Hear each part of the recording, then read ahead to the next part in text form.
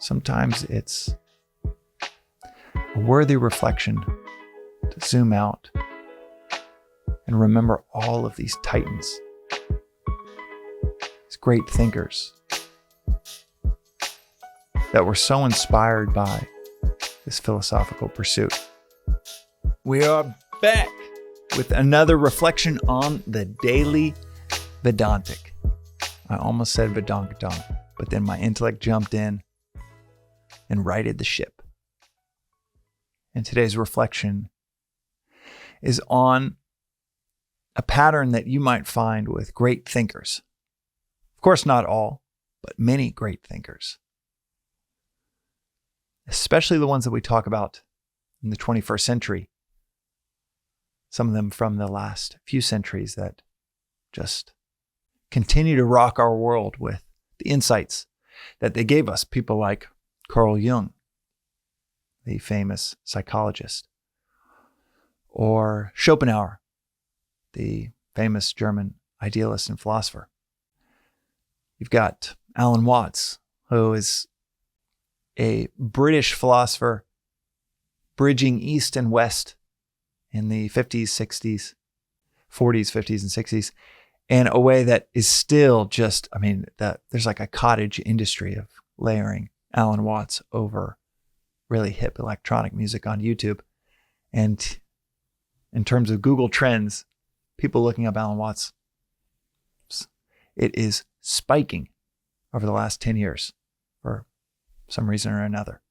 And Alan Watts actually, and a little side note on Alan Watts is he had a houseboat right next to the author of Dune in Sausalito.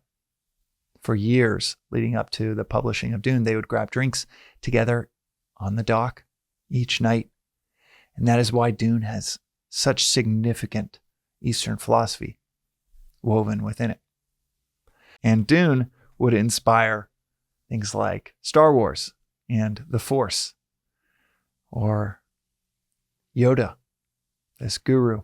So pop culture is replete with these examples where philosophy has made its way, deeply ingrained, made its way into the content we consume, which certainly the case for someone like Joseph Campbell, who was an initiated Vedantin in New York City and the author of The Hero with 1,000 Faces and many other amazing books, and perhaps the best known mythologist of the 20th century that outlined all of the great myths throughout the world and the patterns that we see that are constant within them. From Joseph Campbell to Alan Watts to Carl Jung to Schopenhauer and many other philosophers, a common thread between them is that they studied Vedanta daily. Advaita Vedanta. In fact, Alan, he said in the last year of his life, one of his primary influences in his life, that at that point, last year of his life, 30 years into writing about philosophy, was Advaita Vedanta. His most famous book, The Taboo Against Knowing Who You Are. That book is all Vedanta. And after a few years, myself going a mile wide and each deep into various traditions, various writers, like many of those that I just mentioned, the pattern started to pop up and my desire grew to want to study what they studied each day, each morning. The philosophy of the Upanishads, the philosophy of the Gita, philosophy of Advaita Vedanta, which all of those are essentially synonymous with each other. And then remarkably, as I went deep, after 3 years of going wide, about 10 years ago, decided to go deep with one tradition that just kept coming up over and over and over again, that sits at the source of nearly all Eastern philosophies, which is the Upanishads and the Vedas, the Vedantic philosophy. Remarkably, even more names would come up. Emerson, Thoreau famously saying, "In the early morning hours, I bathe my intellect in the cosmogonal philosophy of the Bhagavad Gita." The heart of American literature, the American literature movement, was built around this philosophy. This philosophy that I cover in far more depth, the principles behind the philosophy, in the other episodes. But sometimes it's fun to zoom out. In the midst of what might be, if you're listening to this and you feel like sometimes it's a solitary pursuit because no one around you finds this interesting, which is often the case, by the way. It's said so often that this type of philosophy, 1 in 10,000 people will find it interesting. But for those that find it interesting, there's hardly anything else that interests us because these concepts are so fascinating, so foundational to everything else that we do.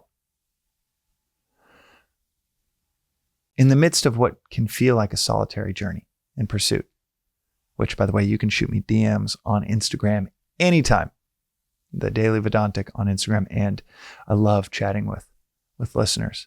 But in the midst of what can feel like a solitary pursuit, sometimes it's a worthy reflection to zoom out and remember all of these titans,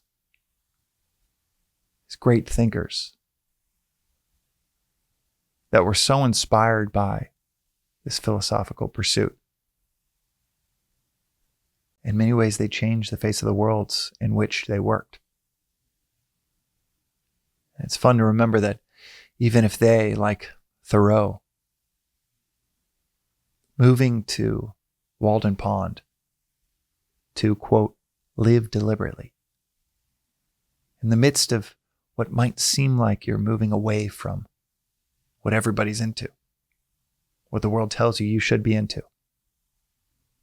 When you move away from those, especially in the West, where you might not know another soul that finds this philosophy interesting, you can at least know that you are among a constellation of giants. That is today's reflection on the Daily Vedantic. We'll see you next time.